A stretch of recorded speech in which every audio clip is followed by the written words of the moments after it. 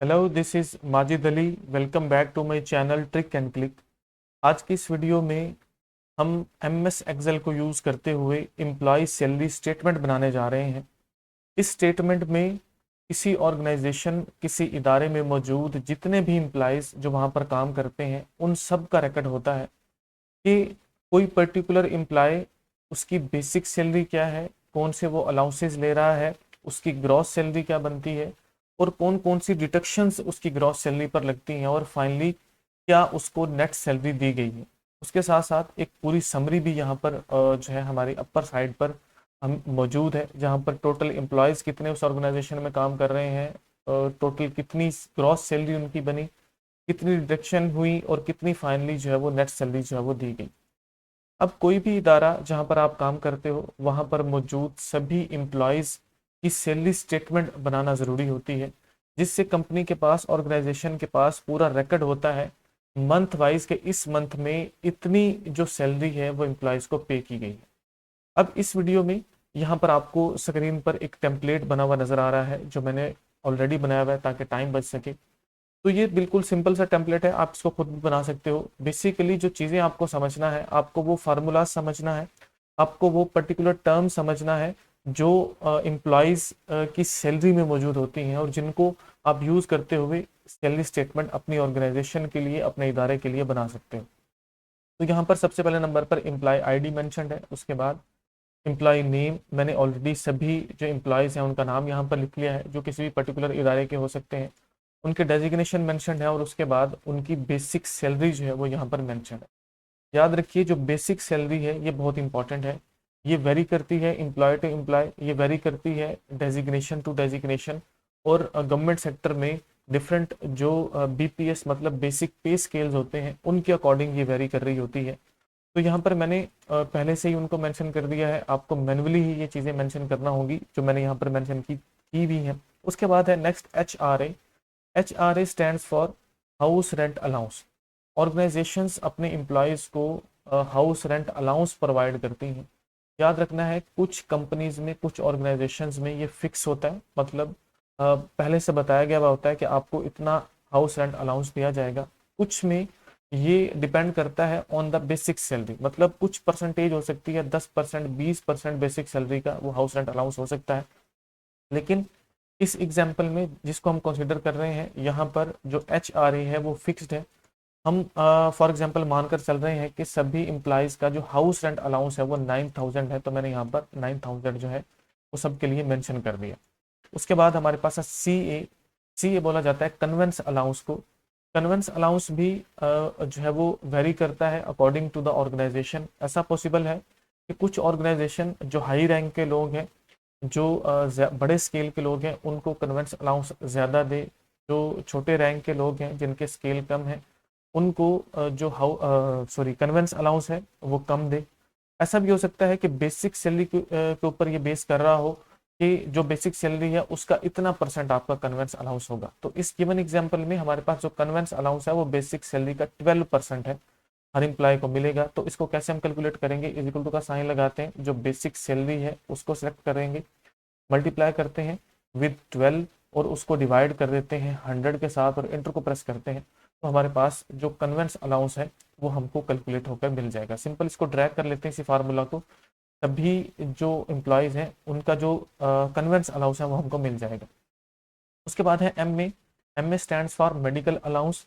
Companies, organisations, governments अपने employees को medical allowances जो है वो प्रोवाइड करती हैं। मेडिकल अलाउंसेस भी वेरी कर सकता है, फिक्स हो सकता है, या बेसिक सैलरी के ऊपर कुछ इसकी परसेंटेज हो सकती है। तो यहाँ पर इस गिवन एग्जांपल में जो मेडिकल अलाउंस है वो बेसिक सैलरी का 10% हमको निकालना है, तो इक्वल टू का साइन लगाते हैं।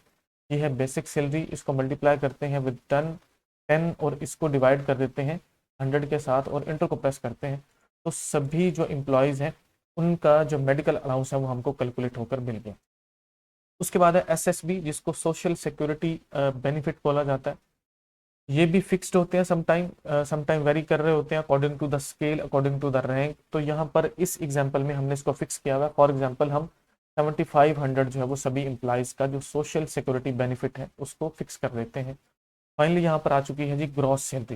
ग्रॉस सैलरी वो सैलरी होती है जो बगैर किसी डिटेक्शन के होती है, जिसमें आपकी बेसिक सैलरी प्लस जितने भी अलाउंसेस कंपनी आपको ऑफर कर रही है वो सारे के सारे ऐड होते हैं। तो मैं यहाँ पर इक्वल टू का साइन लगाता हूँ, यहाँ पर सिंपल हम सम लगाएंगे, पैरेंथेसिस लगाएंगे, और बेसिक सैलरी के साथ जितने भी अलाउंसेस जो कंपनी प्रोवाइड कर रही है, ऑफर कर रही है अपने एम्प्लॉयज़ को, उन सबको हमको सम कर देना।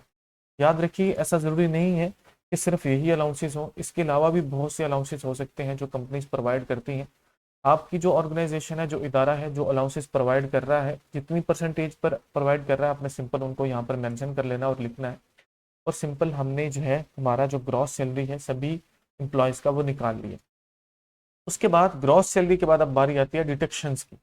डिटेक्शंस मीन्स कि जो कटौती होती है आपकी सैलरी के ऊपर, इनकम टैक्स जो गवर्नमेंट काटती है, जीपी फंड कुछ जो गवर्नमेंट के मुलाजमीन होते हैं, जो उनके एम्प्लॉयज़ होते हैं, उनकी मंथली कटौती होती है, जो फाइनली मतलब जब वो रिटायर्ड होते हैं तब उनको ग्रेजुएटी की मद में उनको दी जाती है, तो वो भी जो है वो कटौती हो सकती है। इसके अलावा बहुत सारी कटौतीज हो सकती हैं, डिटेक्शंस हो सकती हैं, वो आपने यहाँ पर मेंशन करना है। तो जो ग्रॉस सैलरी है उसका 5.5% गवर्नमेंट लेती है, जिसको इनकम टैक्स बोला जाता है, वो सिंपल हमको यहाँ से निकालना है, इक्वल टू का साइन, और उसके बाद हमको ग्रॉस सैलरी उसको मल्टीप्लाई करना है विद 5.5% और इसको डिवाइड कर देना है 100 के साथ और एंटर को प्रेस करना है। तो ये सिंपल हमारे पास जो इनकम टैक्स डिटेक्शन है वो कैलकुलेट होकर हमको मिल जाएगी। डिटेक्शन तो अभी नहीं हुई, फिलहाल के लिए हमारे पास वो अमाउंट आ चुकी है कि इतनी ग्रॉस सैलरी पर इतनी इनकम टैक्स जो है वो कटौती होगी। उसके बाद है जी जीपी, इसको हम फिक्स ही रहने देते हैं। फॉर एग्जांपल हम 10,000 सभी का जो है वो फिक्स कर लेते हैं और इसको हम नीचे जो है वो यहाँ पर पेस्ट कर लेते हैं, ताकि सभी एम्प्लॉयज़ के अगेंस्ट जो नेट सैलरी है वो हमको मिल सके। सॉरी, जो जीपी फंड है वो हम यहाँ पर लिख सकें, वो हमने लिख लिया। फाइनली हमारे पास है नेट सैलरी। नेट सैलरी वो सैलरी होती है जो एम्प्लॉयज़ के अकाउंट में भेजी जाती है, एम्प्लॉयज़ को दी जाती है, वो नेट सैलरी होती है। अब नेट सैलरी होती है ग्रॉस सैलरी में से जो डिडक्शंस होती हैं उसके बाद जो मिलती हैं, उनको हम नेट सैलरी बोलते हैं। तो इसको हमको सिंपल कैसे कैलकुलेट करना है, सबसे पहले हम इक्वल टू का साइन लगाते हैं और उसके बाद हम ग्रॉस सैलरी लगाते हैं। उसके बाद हम जो है वो इसको जो है वो माइनस कर देते हैं। माइनस करने के बाद हम पैरेंथेसिस लगाते हैं और इन दोनों को हम ऐड कर लेते हैं। मतलब जो IT 5.5% है प्लस जीपी है, इन दोनों के सम को हमने माइनस करना है ग्रॉस सैलरी में से और इंटर को प्रेस कर देना है। तो सिंपल जो नेट सैलरी है सभी एम्प्लॉयज़ की वो हमको कैलकुलेट होकर मिल जाती है। तो ये होती है जी नेट सैलरी। और यहाँ पर हमारे पास जो है टोटल एम्प्लॉयज़ हैं वो हमको लिखना है। तो इक्वल टू का साइन लगाते हैं, यहाँ पर हम जो है वो काउंट ए जो है ये फार्मूला लगाते हैं, काउंट ए को लिखा, उसके बाद हमने पैरेंथेसिस लगा ली और जितने भी एम्प्लॉयज़ हैं उन सबको हमने कुछ इस तरह से जो है वो ड्रैग कर लेना है। पैरेंथेसिस को क्लोज करते हैं तो प्रेस करते हैं, तो टोटल एम्प्लॉयज़ जो है वो इस फर्म के, इस कंपनी के हैं 13।